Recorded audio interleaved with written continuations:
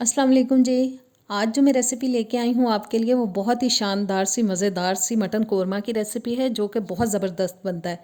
तो चलें बिस्मिल्लाह करते हैं, रेसिपी को बनाना शुरू करते हैं। सबसे पहले पैन में डाल दिया मैंने आधा कप कुकिंग ऑयल। दो दरमियाने साइज़ के प्याज लेके उनको मैंने पतले स्लाइसिस में काट लिया है, वो डाल दिए हैं।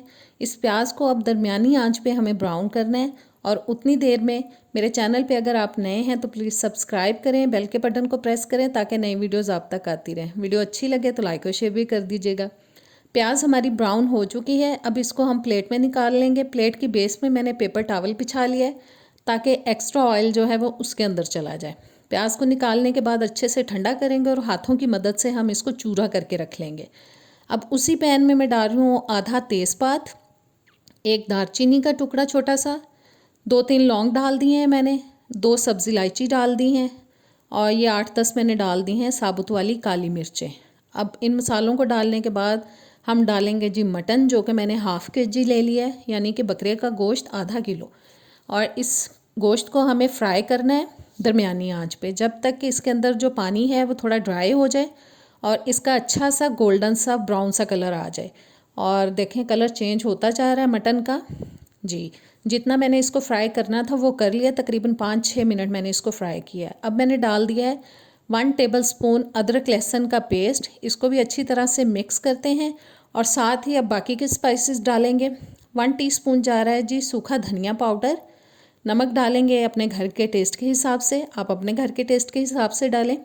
1.5 टीस्पून जा रही है लाल मिर्च और आधा टीस्पून हल्दी पाउडर। और तमाम मसालों को बस अच्छे से मिक्स करेंगे। और मिक्स करने के बाद अब मैं थोड़ा सा 3-4 घूंट तक इसके अंदर डालूंगी पानी, ताकि मसाले जो हैं वो नीचे लगे ना। और 2-3 मिनट के लिए इसको हम पकाएंगे मसालों को। और 2-3 मिनट पकाने के बाद अब हम इसमें पानी शामिल करेंगे, इतना कि जिसमें गोश्त जो है वो बहुत अच्छी तरह से गल जाए। और डालते हैं जी इसके अंदर पानी। थोड़ा सा मैं और ऐड करूँगी क्योंकि मुझे अभी थोड़ा लग रहा है पानी, क्योंकि तकरीबन 30 से 35 मिनट तो लग जाते हैं गलने में। और मीडियम टू लो हीट पे हम इसको पकाएंगे ढक के, ताकि गोश्त अच्छी तरह से गल जाए। अब उतनी देर में हम एक मसाला बना लेते हैं। इसके लिए 1/2 टीस्पून मैंने ले लिया है जी साबुत ज़ीरा, 2 लौंग डाल दिए हैं, एक मैं डाल रही हूँ सब्ज़ वाली इलायची, एक छोटा सा टुकड़ा दालचीनी का, और ये मैंने एक मोटी इलायची ब्लैक वाली डाल दी है। 1/4 टीस्पून चला गया इसके अंदर जायफल पाउडर और 1/4 टीस्पून चली गई है जावित्री। और इसको हम अच्छे से पीस लेंगे।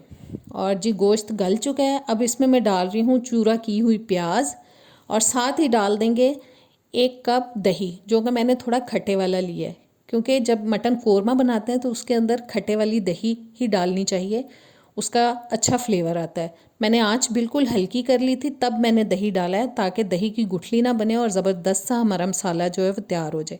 अब इसको हम ढक के पकाएंगे दोबारा से तकरीबन 5-6 मिनट के लिए, ताकि दही और प्याज मिक्स हो जाए और अच्छा सा गाढ़ा सा मसाला हमारा तैयार हो जाए। और 5-6 मिनट मैंने इसको पकाया है जी मीडियम टू लो हीट पे, और देखें ज़बरदस्त सा मसाला बन चुका है। अब इसमें मैं डाल रही हूँ वो मसाला जिसको हमने खुद से तैयार किया, ग्राइंड किया खुद से, वो डाल दिया। साथ मैंने थोड़ी सी बारीक कटी हुई डाल दी है अदरक, और आधा टीस्पून चला गया इसके अंदर केवड़ा एसेंस। 1-2 मिनट इसको मज़ीद पकाएंगे और फिर हम इसको प्लेट आउट करेंगे। ज़बरदस्त सा हमारा कोरमा हो चुका है जी रेडी। उम्मीद करती हूँ रेसिपी अच्छी लगी होगी, ट्राई कीजिएगा, कमेंट्स में बताइएगा। नेक्स्ट वीडियो तक दें मुझे इजाज़त। अल्लाह हाफिज़।